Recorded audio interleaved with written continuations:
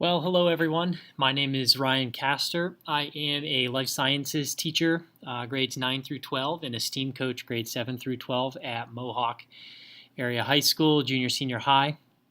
And I just wanted to take a few minutes today to talk to you about Google Chrome and the Chromebooks that are being distributed to each and every one of our students in grades 7 through 12.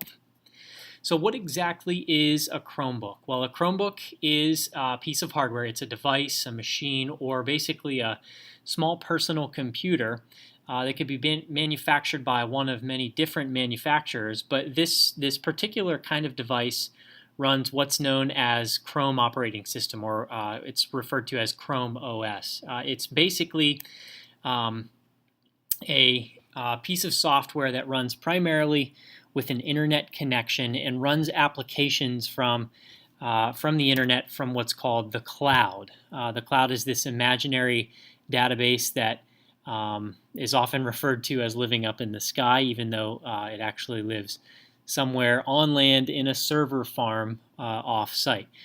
So all the applications and all the data that Chrome operating system runs is going to live and operate or function out of a cloud platform.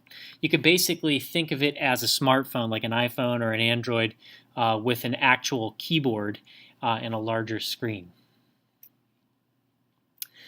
So why did the district decide to go with Chromebooks? Many different educational reasons. The first and most important, because we're a student-focused institution, the Chromebooks improve student workflow. We witnessed this last year with our first year workflow that's distributed, work that is distributed, by the teachers.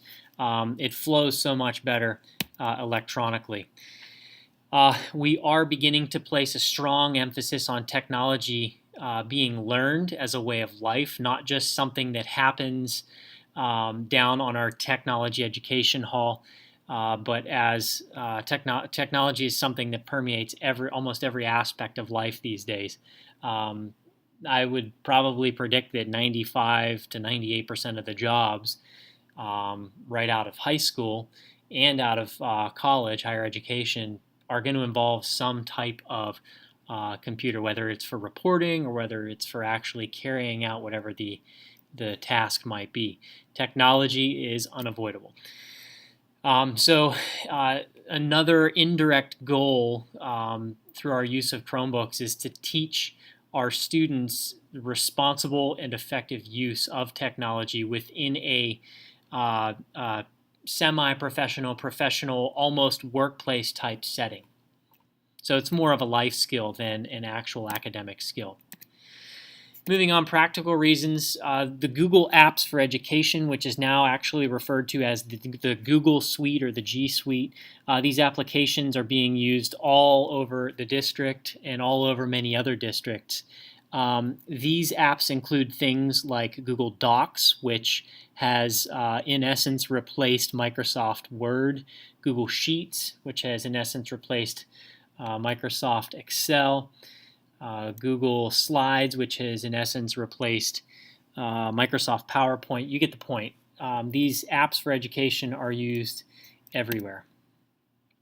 The apps themselves and the storage, the cloud storage on which they reside, is actually free to the district because we are an educational institution. It's quite nice that Google has not only made the apps in this storage, because all data requires storage these days. They've made that free to us, but what Google has also done is they have promised to not data mine or not track any of the usage within these educational accounts. So if, for example, daughter or son searches for a new iPhone charger on Amazon, they're not going to be seeing advertisements for iPhone chargers pop up in their Instagram feed. So what's in it for them? What's in it for Google? Well, they're looking down the road with hopes that our current students will go on to open up their private email accounts after they are done here at Mohawk, in which case they do mine that data. Chromebooks are quick, they're extremely reliable, they're accessible, they are sturdy, which we have found out in many cases last year, our first year. I'll talk a little bit more about damage when we get to that section of the presentation here. And most importantly for our IT department, because we've rolled out such a large number of devices, they are easy to use and to manage in between school years. So it's really easy for our IT department to manage these devices. And the last point, which should actually have been the first point, Chromebooks are extremely, extremely inexpensive. You could do a quick Google search, compare any Chromebook price to the price of an equivalent true laptop, and you will find that the price difference is drastic. And that's because the Chromebooks don't actually need the types of processors and memory and storage that a typical laptop computer would have, again, because the Chromebooks are depending on accessing all of that stuff through the cloud. They're depending on the cloud to provide the processing power. They're depending on the cloud to provide the storage, the data storage that's needed. And in taking those pieces of hardware out of the picture, naturally the price of the Chromebook can actually drop. So they are extremely inexpensive for the district. So who is getting a Chromebook this year, the 2017-2018 school year? All students in grades 7 through 12 are going to receive a Chromebook. They'll be issued after parent information nights. You have to be there, you have to sign, and you have to get your proper documentation submitted. There is yet again a new acceptable use policy. That's what AUP stands for. And it's just an agreement that the students will use them according to what is in that policy. So that has to be signed and turned in by both a parent or guardian and the student before the Chromebook will be issued. New this year also, there is an agreement or an acknowledgement form that is going to be due upon receipt of the Chromebook. It's basically just a signature form that says, I received my Chromebook. So why are we using Google Apps for Education? Well, again, they're free. And this is a nice feature. They always contain the most up-to-date software. So this kind of does away with the need to update things like, if you'll think back to the days of Microsoft 2003, eventually you probably had to update to Microsoft 2007, which then became Microsoft 2010, Microsoft Office 2010, so on and so forth. There's really no user need to make updates to the Google Apps for Ed software. It's all happening in the background. And the nice thing is that these updates happen, they occur just a little bit at a time. So it's not like a total overhaul of the user interface of these applications. It's one little change or two little changes at a time that users can then gently adapt to as they roll the updates out. Google Apps for Ed are nice because students do not need to be on site to access a local server here in the building for maybe projects that they're backing up to the server. They don't even actually need USB thumb drives. If they have internet access, they can work directly out of the cloud from home, school, or anywhere with wireless internet access. Collaboration seems to be the way education is shifting. Collaboration is kind of the new name of the game, I guess, is how I would say it. And Google Apps for Ed takes out every hindrance for collaboration possible. So students can sit in the classroom face to face. They can collaborate. Everyone can contribute in their own unique way to a project. But then when the devices and the students move off campus, off site, they can continue to collaborate because the apps that are running, they have a lot of really unique, really nice features that permit collaboration on projects, even when the students are not sitting next to one another physically.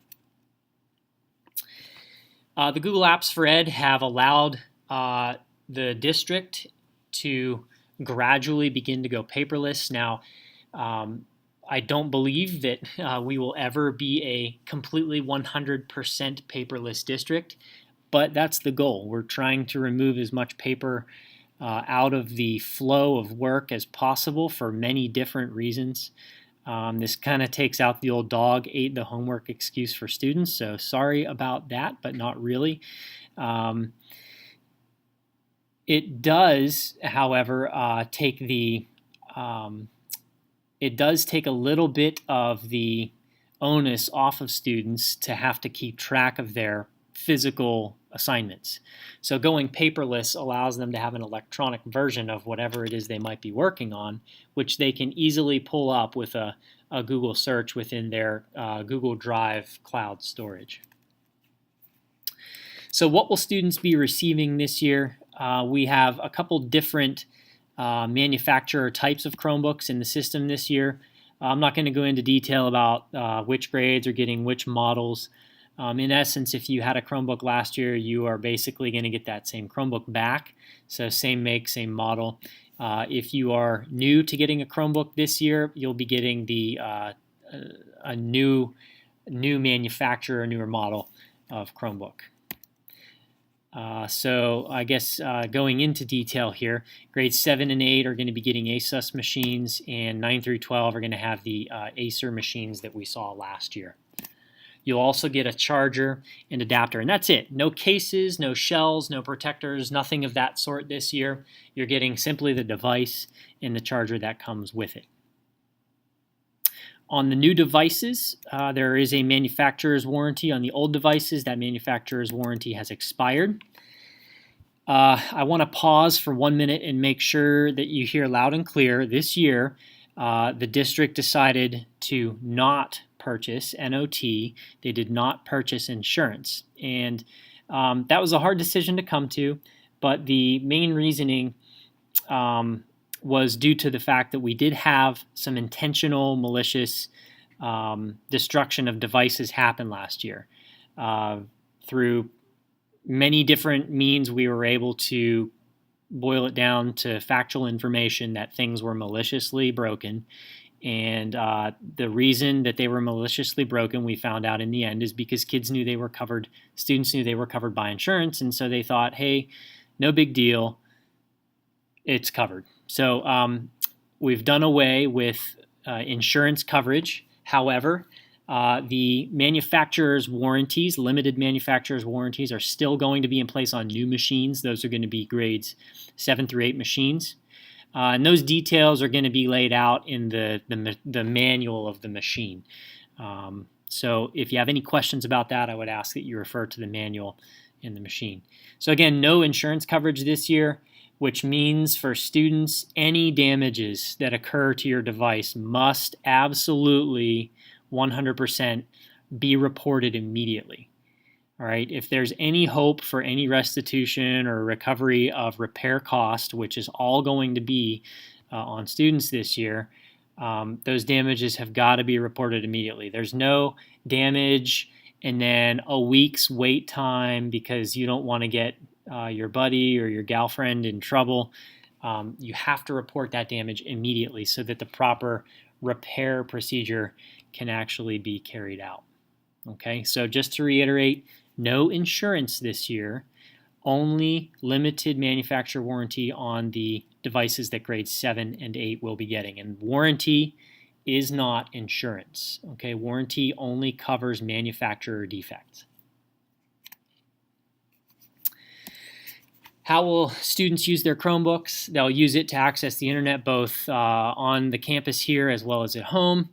And parents breathe a sigh of relief. Hopefully, fingers crossed, this will save some cell data. So all the data pushes that teachers were making to phones through Classroom in years past are now going to be accessed through Chromebooks.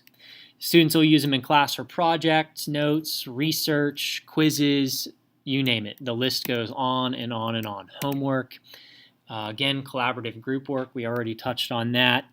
And then we, as a district, are allowing our students to use the devices during study hall, study time, and any other free time that they have during school. We have no problem with students having their Chromebooks open. And last, this is for maybe our more geared towards our upperclassmen and classwomen. They will be able to take any courses, online courses that colleges offer to actually prepare for college, which is really great. Online courses generally tend to run a little less expensive than on-site courses.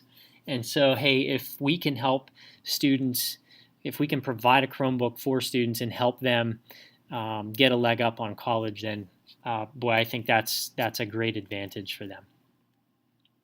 So teachers are going to have a common shared philosophy, but most teachers are going to differ in their delivery and their use of Chromebooks in their classrooms.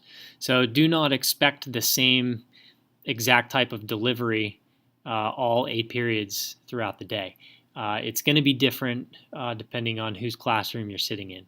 So definitely do expect some difference in how the Chromebooks are actually employed within the classrooms. Some common ways or shared ways: assignment notifications will be sent out through things like Remind and through Google Classroom. Grades will be pushed to Edustar, which is accessible from the Chromebooks. Teachers will create class calendars that are linked directly to Google Classroom.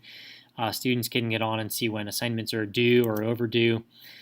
Teachers will be able to send follow-up content or communication after class by email and Google Classroom and many other different methods. And then pre-test tutoring. This is a big one. I have on a few occasions actually held some tutoring sessions live.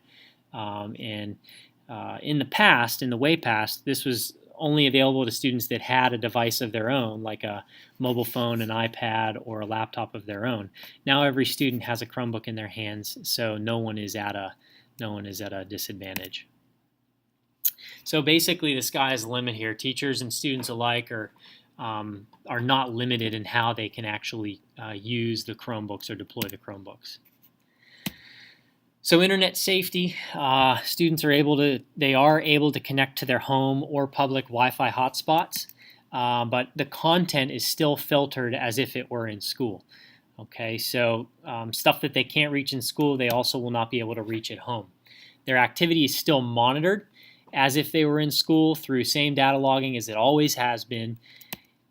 And just to go back here, we are using a piece of software called GoGuardian, and GoGuardian is a really great flagging and use tracking piece of software for the Chromebooks. Now, this does not mean that we can take control of Chromebooks and turn cameras on. That's not possible through GoGuardian, so please don't think that that's the case. So again, to reiterate, when you're outside of school, using your Chromebook outside of school, connected to a Wi-Fi network, we're still going to use our standard data logging. And then back to this GoGuardian, it provides stats on how you're using your devices. So I think last year we were able to see that a large number of students were researching nursing schools after maybe a field trip to a hospital of some sort. Okay, so lots of valuable statistics to show us that the Chromebooks are being used the way we intend them to be used.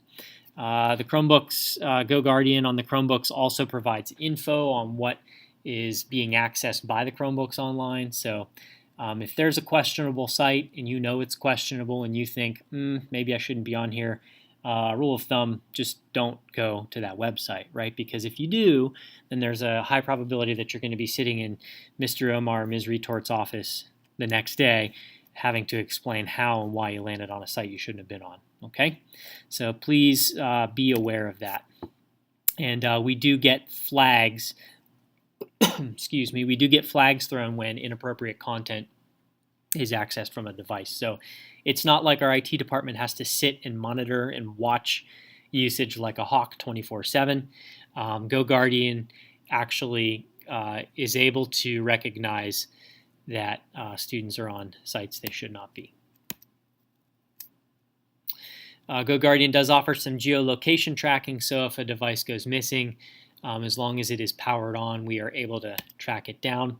We can take remote screenshots of the screen, but we cannot, again, access the camera. We cannot engage or turn the camera on or off. All we can do is take a snapshot of whatever is displayed on the screen of the Chromebook at any given point. We can look at browsing history. If anything is ever in question, we can pull that browsing history up and see where the Chromebook has visited. And GoGuardian uses CIPA compliant, that's Child Information Privacy Act compliant blacklist software, which means it's blocking anything that is landed on a federally generated blacklist. So sites that minors, that children should really not be on, GoGuardian automatically blocks those. So we do have two layers of filtering software. We have our standard filtering, content filtering software, and then we have this second layer known as GoGuardian. And then again, we can look at browsing behaviors, browsing trends on a student-by-student basis. So student email etiquette, as you know from last year, we have switched student email accounts on. They can access those at mohawk.k12.pa.us email accounts anytime. And there's a little bit of etiquette to email. Definitely keep it classy. Don't put anything in writing that could come back to bite you. Don't put anything in writing that is malicious or hurtful or anything of that sort. Keep it classy. It's a very simple rule to live by. The reason you need to keep it classy is because even when you think you've deleted an email from your Gmail account, it's still archived for years. I believe it's 7, and that's a legal requirement. That's not something that we just choose to do because we feel like we need to keep records. We are required with students under our supervision to archive emails, communication. Again, much like you not getting your Chromebook, your email account is not going to be switched on until your acceptable use policy is completed and turned on as well. So there is going to be a little bit of leeway at the beginning of the year for those of you who have addresses already turned on.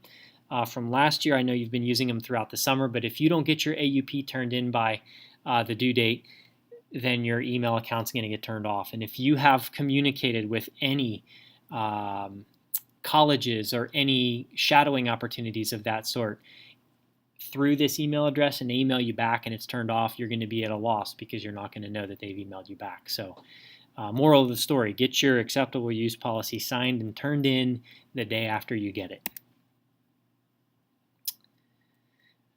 Student account format is the same as last year. It did change last year, but it has remained the same since. So here's the format real quick. 2 digits of your graduation year, followed by your last name, followed by your first name. No spaces in between those. And then we have an underscore and then the 3 letters in caps, STU. That designates you as a student. And you're going to use this information for login to all of your educational software platforms. So what else is new this year? We have a couple new classroom codes that I wanted to share with you for Google Classroom.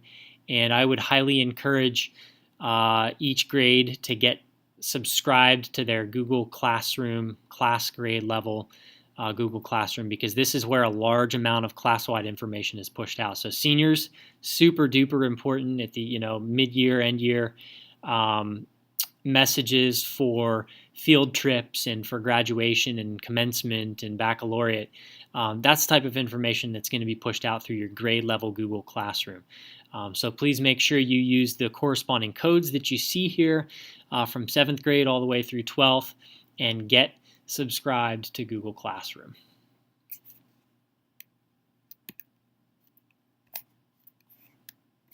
The verbiage of the acceptable use policy has changed a little bit today, so this year I should say, so please make sure that you get the new form and that it gets signed, and once signed and submitted, you will receive your Chromebook. The other new thing this year is that acknowledgement of Chromebook receipt that I referred to. You're going to sign this to acknowledge that you've been handed your Chromebook device as well as its charger.